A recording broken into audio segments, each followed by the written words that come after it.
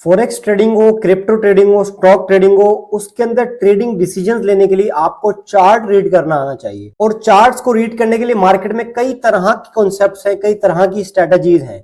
उन कॉन्सेप्ट्स के अंदर से आप कोई भी एक अगर चूज कर लेते हो, चाहे वो आईसीटी कॉन्सेप्ट हो, चाहे वो कैंडलस्टिक पैटर्न की बेस पर आप ट्रेडिंग डिसीजन ले रहे हो, चाहे चार्ट पैटर्न को यूज कर रहे हो, चाहे supply demand zone, support and resistance use कर रहे हो, चाहे वीएसए यूज कर रहे हो, चाहे वाइकऑफ यूज कर रहे हो, एनीथिंग, आप कुछ भी कॉन्सेप्ट यूज कर रहे हो, आपको ट्रेडिंग डिसीजन या तो बाय साइड में लेना है या तो सेल साइड में लेना है। मार्केट के अंदर बाय और सेल साइड डिसीजन लेने के लिए मार्केट के अंदर कुछ इंपॉर्टेंट जोन्स होते हैं। जब तक वो जोन्स मार्क करना नहीं आएंगे, दुनिया भर की कोई भी स्ट्रेटेजी सीख लो, कोई भी कॉन्सेप्ट सीख लो, आप ट्रेडिंग डिसीजन ले ही नहीं सकते। तो बहुत सारे लोगों की रिक्वेस्ट थी कि जोन मार्किंग करना सिखाएं। तो मार्केट के अंदर आज हम सीखेंगे how to identify important levels zones in forex market. तो मार्केट के अंदर दो तरह के जोन्स होते हैं, एक एक्सटर्नल जोन होते हैं और एक इंटरनल जोन होते हैं, और दोनों के ऊपर अच्छे ट्रेडिंग डिसीजंस आप ले सकते हैं।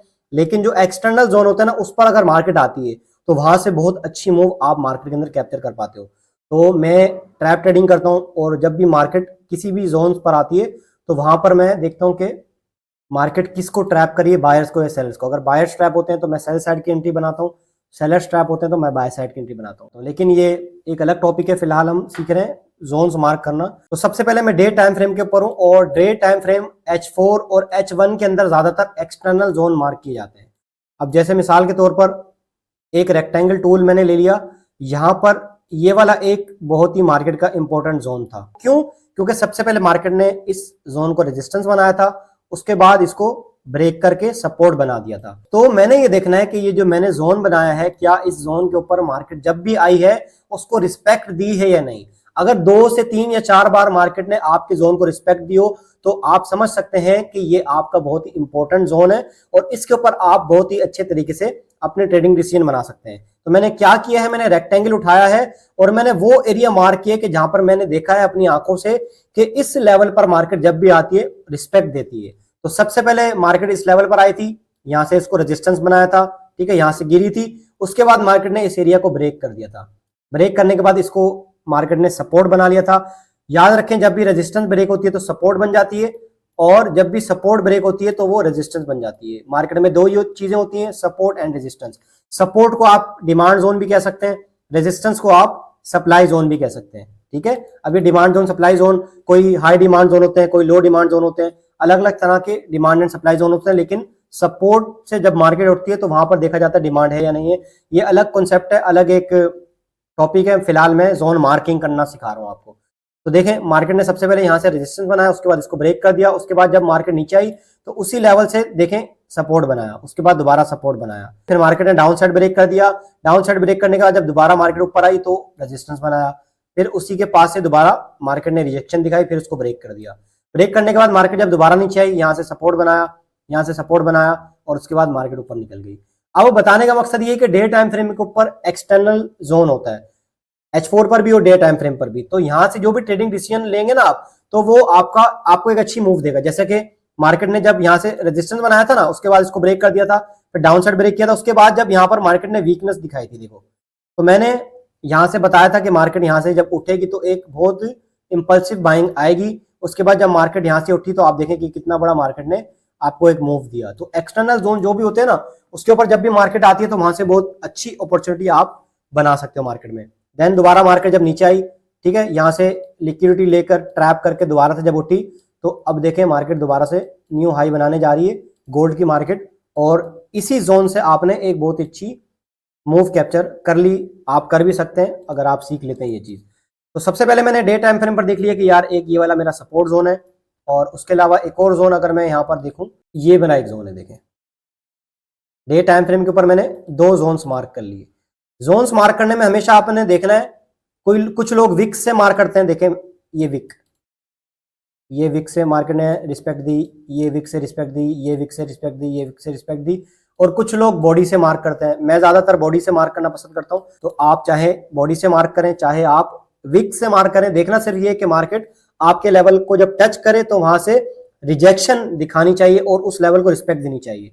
देखें, यहां से मार्केट ने सबसे पहली बार इसको ब्रेक कर दिया, जब दोबारा नीचे आई तो बॉडी से इसने रिस्पेक्ट दी है, फिर दोबारा रिस्पेक्ट दी है, और उसके बाद यहाँ से विक से रिस्पेक्ट दी है, यहाँ से रिस्पेक्ट दी है, यहाँ से रिस्पेक्ट दी है, यहाँ से रिस्पेक्ट दी है, फिर इस लेवल को मार्केट ने ब्रेक कर दिया है। तो डे टाइम फ्रेम के ऊपर दो एक्सटर्नल जोन्स मैंने मार्क कर लिए। नंबर 1 मेरा एक रेजिस्टेंस जोन है जहां से मार्केट बार बार रेजिस्टेंस बना रही है। नंबर 2 मेरा ये सपोर्ट जोन है जहां से मार्केट ने कई बार उस लेवल को रिस्पेक्ट दी है और सपोर्ट बनाई है। तो इन दोनों जोन पर जब भी मार्केट आएगी ना, तो मैं बहुत ही एक बड़ी मूव कैप्चर कर सकता हूं। मिसाल के तौर पर मार्केट ऊपर से अभी रिजेक्ट होकर इस लेवल पर आती है, यहाँ पर अगर ट्रैप ट्रेडिंग के अकॉर्डिंग साइन ऑफ वीकनेस मुझे नजर आता है तो यहाँ से मैं सेल साइड एक बहुत अच्छी मूव कैप्चर कर सकता हूँ। वो एक अलग टॉपिक है। फिलहाल आपने डे टाइम फ्रेम के ऊपर दो जोन्स मार्क कर लिए। मार्क करना किस तरीके से है, आपने रेक्टेंगल उठाना है, जहां से भी आपने देखा है कि यार यहां से मार्केट रिजेक्शन बता रही है, वहां से आपने क्लिक करना है और इस तरीके से खींच के पूरा एक रेक्टेंगल बना लेना है और आप बाद में उसको पकड़ के ऊपर नीचे ड्रैग करके कोई ऐसी जगह रख सकते हो जहां पर मार्केट बार बार रिस्पेक्ट दे रही हो। इस तरीके से आपने डे टाइम फ्रेम के ऊपर ये जोन्स मार्क कर लिए। अब आप आ सकते हैं H4 टाइम फ्रेम के ऊपर। अब आपके सेम वही वाले जोन H4 पर भी ड्रॉ होंगे। अब यहां पर आकर मजीद इसको करेक्ट कर सकते हो, क्या H4 पर भी मार्केट बिल्कुल एक्यूरेट आपके जोन को रिस्पेक्ट दे रही है या नहीं दे रही। तो बिल्कुल ठीक यहां पर मेरे जो जोन्स हैं मार्केट उसको रिस्पेक्ट दे रही है। किस तरीके से रिस्पेक्ट दे रही है H4 के ऊपर ज्यादा पता लगेगा। देखें यहां से पहले रेजिस्टेंस बनाया, फिर ब्रेक कर दिया, उसके बाद मार्केट नीचे की तरफ आकर सपोर्ट बनाई मार्केट ने इसी जोन को, फिर रेजिस्टेंस बनाया, दोबारा फेक ब्रेकआउट देकर रेजिस्टेंस बनाया, फिर रेजिस्टेंस बनाया, फिर रेजिस्टेंस बनाया, फिर रेजिस्टेंस बनाया, फिर ब्रेकआउट कर दिया ऊपर की तरफ और मार्केट अभी नीचे दोबारा उस जोन के पास आ रही थी, लेकिन उससे पहले ही यहां से रिजेक्शन नहीं। 1 2 3 4 5 6 7 बार मार्केट ने इस लेवल को रिस्पेक्ट दिए।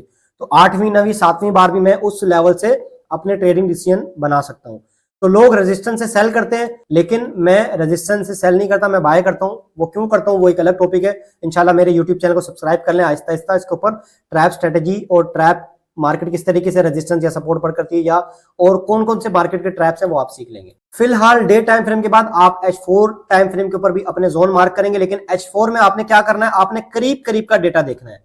जो दूर का डेटा है वो आपने नहीं देखना, आपने करीब करीब का डेटा देखना है ये वाला, क्योंकि जो करीब के आपके जोन्स होंगे ना वहां पर मार्केट जल्दी आ जाएगी और जो आपके दूर के जोन्स होंगे वहां पर मार्केट काफी टाइम बाद आएगी। मिसाल के तौर पर ये जो मैंने डे टाइम फ्रेम के ऊपर सपोर्ट मार्क किया ना 4042 पर, आप आइडिया कर सकते हैं मार्केट अभी 4350 को टच करके आई है, तो ये 4000 पर कब आएगी, काफी टाइम बाद आएगी। फिलहाल हम H4 टाइम फ्रेम के ऊपर हैं और यहाँ पर हम कुछ करीब वाले ऐसे लेवल्स देखेंगे, ऐसे प्राइजेस देखेंगे कि जहां पर मार्केट बहुत ज्यादा बार रिजेक्ट हो रही है। देखिए यहाँ से मार्केट बार बार रिजेक्ट हो रही है, तो यहाँ पर मेरा बहुत ही ज्यादा इंपॉर्टेंट एक लेवल बन सकता है। देखो यहाँ से अगर मैं रेक्टेंगल उठाकर इस तरीके से ड्रॉ करता हूँ और इसको मैं सपोर्ट का नाम दे देता हूँ, तो मेरी ये एक सपोर्ट है।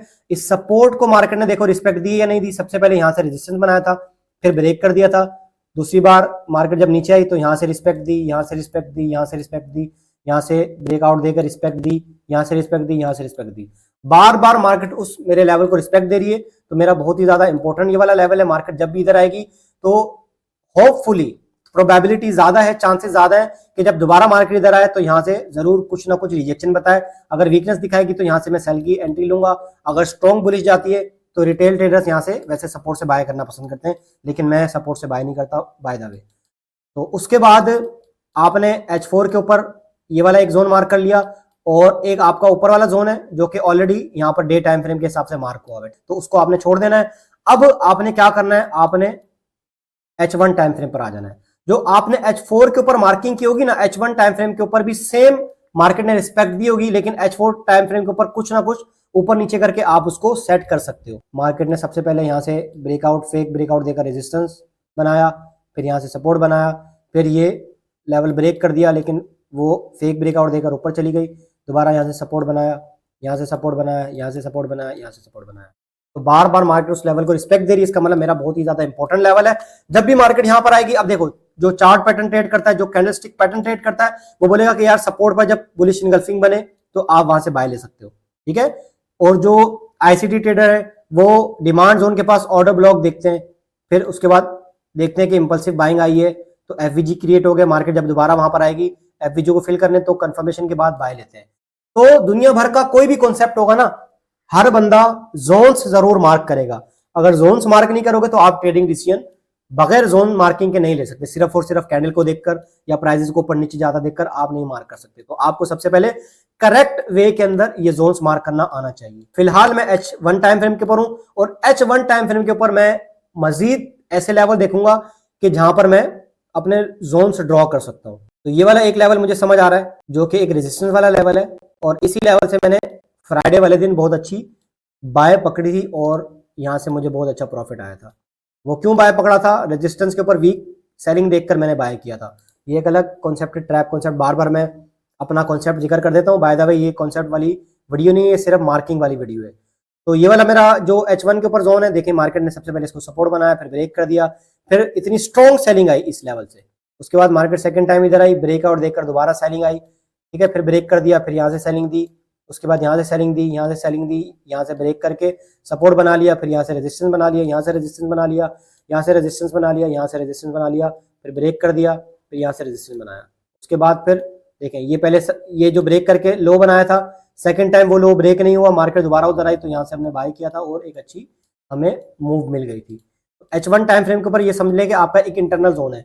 एक्सटर्नल जोन बोलते हैं कि जो आपके बायर वाले जोन्स होते हैं। देखें ये एक आपका एक्सटर्नल जोन है H4 टाइम फ्रेम के हिसाब से, ये भी एक एक्सटर्नल जोन है। उसके बाद मार्केट ने एक इंटरनल जोन बनाया, यानी कि मार्केट मिसाल के तौर पर सपोर्ट से उठी है ना, सपोर्ट से उठने के बाद दोबारा उस सपोर्ट पर काफी टाइम बाद आएगी, और उससे पहले अगर मार्केट दोबारा से इस तरीके से सपोर्ट बना लेती है तो ये आपका इंटरनल सपोर्ट होता है, ये आपका एक्सटर्नल सपोर्ट होता है।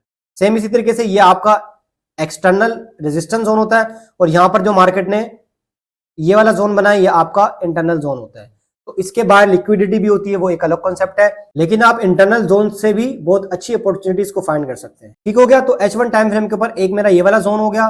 दूसरा मैं कुछ ऐसा जोन दूंगा कि जहां पर मार्केट इस वक्त खड़ी है, मिसाल के तौर पर मार्केट अभी 4300 पर खड़ी है, तो यहां पर मैं देखूंगा कि H1 टाइम फ्रेम के ऊपर कौन सा ऐसा जोन है जहां पर मार्केट बार बार रिस्पेक्ट दे रही। तो एक मेरे पास ये वाला जोन है जो कि मेरा एक रेजिस्टेंस जोन है, बाद में मार्केट ने उसको सपोर्ट बना लिया था। देखें मार्केट ने यहां से रिस्पेक्ट दी, यहां से रिस्पेक्ट दी, फिर उसको ब्रेक कर दिया, ब्रेक करने के बाद मार्केट दोबारा नीचे आई और नीचे की तरफ उसको ब्रेक कर दिया, लेकिन वो फेक ब्रेकआउट हो गया। लेकिन मार्केट ने कैंडल क्लोज मेरे जोन के पास ही की है और नेक्स्ट कैंडल वहीं से ओपन होकर ऊपर जा रही है, तो मेरा ये वाला एक बहुत ज्यादा इंपॉर्टेंट जोन होगा। अब देखो मार्केट 4300 पर है, ये वाला मेरा जोन है 4280, सिर्फ और सिर्फ समझे 200 पिप्स दूर है, और 200 पिप्स की मूव मार्केट बहुत जल्दी दे देती है। तो 200 पिप्स मार्केट मूव देकर अगर इस लेवल पर आती है, यहाँ पर कोई भी कंफर्मेशन देती है, आप कोई भी कॉन्सेप्ट ट्रेड करें उस कॉन्सेप्ट के अकॉर्डिंग यहाँ पर कुछ भी कंफर्मेशन आपको मिले, तो यहाँ पर आप कोई भी ट्रेडिंग डिसीजन बना सकते हो। तो फिलहाल मेरे लिए एक सपोर्ट लेवल है, ठीक है, रेजिस्टेंस नहीं है, ये सपोर्ट है। पहले रेजिस्टेंस था, बाद में जब ब्रेक हुआ तो वो सपोर्ट बन गया। तो इस सपोर्ट पर जब मार्केट आएगी, यहाँ पर अगर बाय जाती है तो बहुत अच्छी बात है, लेकिन अगर बाय जाती है और प्रीवियस हाई ब्रेक नहीं करती तो यहाँ से मैं सेल ट्रेड एग्जीक्यूट कर सकता हूँ, और टारगेट मेरा होगा जो मेरा नेक्स्ट जोन है उस जोन तक। तो H1 टाइम फ्रेम के ऊपर एक ये मेरा जोन हो गया, और नंबर 2 मेरे पास एक ये वाला जोन हो गया, ठीक है, ये भी सपोर्ट जोन है। यहां तक हमने मार्क कर लिया H4 के ऊपर। उसके बाद M30 पर आकर आप मजीद अपने जोन को करेक्ट कर सकते हैं अगर करेक्ट नहीं है, लेकिन फिलहाल बिल्कुल करेक्ट है मेरे जोन्स। देखें H1 पर जो मार्क किया था सेम उसी लेवल से मार्केट ने 3 बार रिस्पेक्ट दिए, यहाँ से रिस्पेक्ट, यहाँ से रिस्पेक्ट, यहाँ से 1 2 3 4 5 बार। तो M30 के हिसाब से भी बिल्कुल ठीक है। अब देखो आपने जोन मार्किंग कर लिए बड़े टाइम फ्रेम के ऊपर, डे 1 पर, H4 पर, H1 पर, M30 पर। अब जब आप ट्रेडिंग डिसीजन लेंगे ना, तो डिसीजन लेने के लिए आप M15 के ऊपर आएंगे, और M15 के ऊपर भी आप कुछ इंटरनल जोन्स मार्क करेंगे, जो कि फिलहाल मैं मार्क करता हूं। ये देखो यहां पर मेरा एक ये वाला जोन है जो कि अभी रेजिस्टेंस जोन है, तो मैं इसको रेजिस्टेंस का नाम दे देता हूं। एक जोन है मेरा ये वाला जो कि एक सपोर्ट जोन है, इसको मैं नाम दे देता हूं सपोर्ट का। अब देखो मार्केट ने क्या किया, सबसे पहले सपोर्ट बनाया इस लेवल को, फिर ब्रेक कर दिया, उसके बाद यहां से रेजिस्टेंस बनाया, यहां से रेजिस्टेंस बनाया, फिर ब्रेक कर दिया, दोबारा मार्केट यहां पर है, और यहां से उसने रिजेक्शन भी दिखाई है, ठीक है। अब यहां से दो काम हो सकते हैं, या तो स्ट्रॉन्ग बाइंग आ जाए क्योंकि रेजिस्टेंस ब्रेक हो चुका है स्ट्रॉन्ग कैंडल से, और अगर आप ट्रैप ट्रेडिंग करते हो तो यहां से वीक बाइंग देखकर मैं सेल अपॉर्चुनिटी फाइंड कर सकता हूं, और यहां तक मेरा टारगेट होगा। M15 के ऊपर जब आप ट्रेडिंग डिसीजन बनाते हो तो देखो 4300 से एंट्री होगी, और 4304 सिर्फ और सिर्फ 40 पिप्स का स्टॉप लॉस बनेगा। टारगेट कहां तक होगा? 4290 तक, ऑलमोस्ट 100 पिप्स का। तो M15 के ऊपर भी आपने जोन्स बनाने होते हैं, और ट्रेड जब भी आप एग्जीक्यूट करें, मेरा मशवरा है कि आप छोटे टाइम फ्रेम के ऊपर एग्जीक्यूट करें, क्योंकि छोटे टाइम फ्रेम के ऊपर जब भी आप ट्रेड एग्जीक्यूट करेंगे आपका स्टॉप लॉस बहुत ही छोटा हो जाएगा, जैसे यहाँ पर 40 पिप्स का स्टॉप लॉस बन रहा है। और मेरी जितनी भी ट्रेड्स होती हैं उसके अंदर मेरा टारगेट बड़ा और स्टॉप लॉस इसलिए छोटा होता है क्योंकि मैं छोटे टाइम फ्रेम के ऊपर आकर वहां से ट्रेडिंग डिसीजन बनाता हूँ। अगर आप सिर्फ और सिर्फ बड़े टाइम फ्रेम को देखेंगे ना तो आपका स्टॉप लॉस भी बड़ा हो जाएगा और आपका टारगेट भी बड़ा होगा। जाहिर सी बात है, अगर स्टॉप लॉस बड़ा है तो टारगेट भी बड़ा ही होना चाहिए। अगर स्टॉप लॉस बड़ा दे रहे हो, टारगेट छोटा और दे रहे हो, तो आपकी रिस्क मैनेजमेंट कभी भी अच्छी नहीं हो सकती। तो अगर मैं अब चार्ट को थोड़ा सा अनजूम करता हूं तो आप देख सकते हैं कि चार्ट के ऊपर मेरे कितने लेवल्स मार्क है। तो इस तरीके से आप जोन मार्क कर सकते हैं और इन जोन पर मार्केट जब भी आएगी तो आप बहुत ही अच्छी अपॉर्चुनिटीज वहां से फाइंड कर सकते हैं। और जैसा कि मैंने बताया कि एक्सटर्नल जो आपका जोन है, मिसाल के तौर पर ये डे टाइम फ्रेम है, तो इस डे टाइम फ्रेम के जोन पर जब भी मार्केट आएगी ना तो पूरा का पूरा ट्रेंड ही शिफ्ट हो जाएगा, पूरा पूरा मार्केट स्ट्रक्चर शिफ्ट हो जाएगा। तो आप एक्सटर्नल जोन पर भी एंट्री बना सकते हैं और इंटरनल जोन पर भी एंट्री बना सकते हैं। उम्मीद करता हूं कि आपको ये जोन मार्किंग समझ आ रही होगी जो मैंने मार्क करके बताया। बाकी ट्रेडिंग डिसीजन आपने अपने हिसाब से लेना। ये मैंने आपको जोन मार्किंग करना सिखाई है कि किस तरीके से आपने जोन मार्क करना है। आपने सिर्फ इस बात का ख्याल रखना है कि आपने या तो विक्स के साथ उसको जोन मार्क कर लेना या तो बॉडी के साथ। मैं बॉडी के साथ प्रेफर करता हूं, तो आप भी बॉडी के साथ कर सकते हो, क्योंकि कैंडल की क्लोजिंग होने के बाद फैसला होता है। विक्स से कोई फैसला नहीं हो सकता और ना ही विक्स से आप बहुत जल्दी ऑर्डर उठा सकते हैं। स्पीड में जब मार्केट विक मार के नीचे आ रही है तो बहुत ही मुश्किल होता है वहां से ऑर्डर एग्जीक्यूट करना। जब बॉडी क्लोज हो जाएगी तब पता लगेगा कि यार ये जो मार्केट ने ब्रेकआउट दिया है, क्या ये ब्रेकआउट वाकई में बॉडी के साथ था या सिर्फ और सिर्फ विक के साथ था। तो बॉडी के साथ ज्यादा अच्छी क्लैरिफिकेशन मिलती है। तो अगर आप सपोर्ट से बाय करना पसंद करते हो, आप क्या करोगे, ये जो मेरा एक सपोर्ट जोन है, मार्केट यहां पर आएगी, यहां पर कुछ वो बाय वाली कैंडल बनाती है, बुलिश एनगल्फिंग कैंडल है या हैमर कैंडल है। इसी तरीके से जो कैंडल स्टिक पैटर्न पढ़ चुके हैं उनको पता होगा कि कौन कौन सी बुलिश का साइन देने वाली कैंडल्स होती हैं, तो आप वहां पर बाय कर सकते हो। अगर रेजिस्टेंस है, रेजिस्टेंस पर मार्केट ने शूटिंग स्टार कैंडल बना दी, डोजी कैंडल बना दी या इन्वर्टेड हैमर कैंडल बना दी, तो कोई भी ऐसी कैंडल के जो सेल की तरफ लेकर जाती है, सेल का साइन देती है, सेल का सिग्नल देती है, तो वहां आप रेजिस्टेंस से सेल की एंट्री ले सकते हो। लेकिन अगर आप ट्रैप ट्रेडिंग के अंदर इंटरेस्टेड हो तो याद रखो, ट्रैप ट्रेडिंग के अकॉर्डिंग और प्रैक्टिकल मार्केट की जो नॉलेज है उसके अकॉर्डिंग सपोर्ट पर कभी भी बाय नहीं होता, रेजिस्टेंस पर कभी भी सेल नहीं होता रेजिस्टेंस से ही सेल है। लेकिन आपको उस वक्त पता चलता है कि जब मार्केट उस रेजिस्टेंस से सप्लाई उठाकर प्रॉफिट बना चुके होते हैं। अब सेकंड टाइम और थर्ड टाइम और फोर्थ टाइम जब मार्केट उधर आएगी तो जरूरी नहीं है कि वहां से फास्ट गिरे, वहां पर दूसरी और तीसरी बार सप्लाई खत्म हो चुकी होती है। और ये अंडरस्टूड बात है कि जब एक जगह पर डिमांड पड़ी है, उस डिमांड को उठाकर मार्केट ऊपर निकल चुकी है, तो जाहिर सी बात है मार्केट वहां से इसलिए ऊपर गई कि वहां पर डिमांड थी। अब सेकंड टाइम मार्केट वहां पर आएगी तो ज्यादातर वहां पर डिमांड खत्म हो चुकी होती है। वो जोन सिर्फ और सिर्फ अब ट्रैप करने के लिए बचा होता है, वहां पर मार्केट ट्रैप करके उस जोन को ब्रेक करके नीचे चली जाती है। तो अगर आप ट्रैप ट्रेडिंग में इंटरेस्टेड हो, ऑलरेडी ट्रैप के ऊपर मैंने वीडियो बनाई है और आने वाले वक्त में भी मेरी नीयत है इंशाल्लाह ट्रैप के ऊपर बहुत ज्यादा वीडियोज आएंगी, जिससे आपको पता लगेगा कि मार्केट की थ्योरी नॉलेज अलग है और प्रैक्टिकल मार्केट की नॉलेज अलग है। प्रैक्टिकल नॉलेज आपको ये बताती है कि मार्केट के अंदर सबसे बड़ा रोल मार्केट मेकर्स का है। मार्केट मेकर्स चाहते हैं कि आप थ्योरी नॉलेज पर अमल करें, यानी कि आप सपोर्ट पर बाय करें ताकि मार्केट उस सपोर्ट को ब्रेक करके आपके स्टॉप लॉसेस को हंट कर दे। क्योंकि वो सपोर्ट बनी कब, क्योंकि पहले वहां से बाइंग हो चुकी है। अब नेक्स्ट बार अगर मार्केट वहां पर आती है तो जरूरी नहीं है कि वहां से बाय हो, कई बार बाय हो भी जाती है, लेकिन ज्यादातर बार मार्केट उस एरिया को ब्रेक करके आपके स्टॉप लॉसेस को हंट कर लेती है। इसी वजह से ट्रेडिंग के अंदर 95% लोग फेल हो जाते हैं। सिर्फ 5% वो लोग कामयाब होते हैं कि जो मार्केट को एक अलग नजरिए से देखते हैं, एक अलग पर्सपेक्टिव से देखते हैं। इसके ऊपर अगर आपको मैं मिसाल दूं तो देखो, ये वाला जो जोन है मेरा रेजिस्टेंस जोन, अगर मैं इसको ड्रैग करके बहुत दूर ले जाता हूं ना तो आपको पता लगेगा कि ये वाला जो मेरा जोन है ये पहले क्या था। ये देखो, ये वाला जोन मेरा पहले रेजिस्टेंस जोन था। देखो मार्केट ने यहां से इसको रेजिस्टेंस बनाया और इतना बड़ा क्रैश आया। देखो देखो कितना बड़ा क्रैश आया है, इतना नीचे तक मार्केट गिरी है। अब सेकंड टाइम जब मार्केट उस जोन पर आई है तो क्या वहां से इतना बड़ा क्रैश दिया मार्केट ने? बिल्कुल भी नहीं दिया। देखो यहां से मार्केट ने सिर्फ और सिर्फ इतना छोटा सा क्रैश दिया, सेकंड टाइम में और कम कर दिया, थर्ड टाइम में और कम कर दिया, यानी कि सेलर्स को ट्रैप कर दिया। यहीं से हमने बाय किया था, छोटा सा स्टॉप लॉस रखा था और टारगेट देखो कितना बड़ा हमें मिला। तो ये टारगेट कब मिलता है कि जब आप मार्केट मेकर की नजर से मार्केट को देखते हैं। तो आज की वीडियो का टॉपिक तो वैसे था कि जोन्स मार्क कैसे करते हैं। उम्मीद करता हूं कि आपको समझ आ गई होगी कि जोन्स किस तरीके से मार्क किए जाते हैं और उसके ऊपर ट्रेडिंग की डिसीजन अब कैसे लेना है, ये इंशाल्लाह किसी और वीडियो में बताऊंगा। ऑलरेडी मैंने पिछली वीडियो में बता भी दिया है, लेकिन अगर आप इंटरेस्टेड हो ट्रैप ट्रेडिंग की सीरीज को मजीद आगे बढ़ाया जाए तो ट्रैप ट्रेडिंग के ऊपर और ट्रैप ट्रेडिंग कॉन्सेप्ट्स के ऊपर, ट्रैप ट्रेडिंग स्ट्रेटेजीज के ऊपर और मार्केट किस किस तरीके से कहां पर ट्रैप करती है, उसके ऊपर इंशाल्लाह बहुत जल्द मैं वीडियो बना भी लूंगा। तो कमेंट करके बताइएगा कि आपको वीडियो कैसी लगी। अगर आपको कोई और सवाल करना है तो कमेंट कर देना, उसके ऊपर भी इंशाल्लाह वीडियो आ जाएगी। डेली 5:30 बजे से लेकर 8 बजे तक मेरी कोशिश होती है कि मैं लाइव आया करूं। तो लाइव के अंदर भी बहुत ज्यादा लोगों ने रिक्वेस्ट की थी कि जोन मार्किंग करना बताएं, तो मेरे जो जोन्स होते हैं वो इस तरीके से मार्क होते हैं। अब यहाँ पर ट्रेंड भी मार्किंग आनी चाहिए आपको, ठीक है। तो ट्रेंड मार्किंग के ऊपर अलग वीडियो आ जाएगी, क्योंकि जब ट्रेंड आइडेंटिफाई होगा तब ट्रैप भी आप ट्रेंड के हिसाब से ही देखोगे। मिसाल के तौर पर अभी बुलिश ट्रेंड है तो आप बुलिश ट्रेंड में बाय ही करोगे, लेकिन आप देखोगे कि बुलिश ट्रेंड में सेलर्स कब ट्रैप हो रहे हैं। जब सेलर्स ट्रैप होंगे तो आपको बहुत अच्छी बाइंग वहां से मिल जाएगी। फिलहाल वीडियो को यहां पर एंड करते हैं, उम्मीद करता हूं पसंद आई होगी। पसंद आई है तो चैनल को सब्सक्राइब कर दो, वीडियो को लाइक करो और प्यारा सा कमेंट कर दो।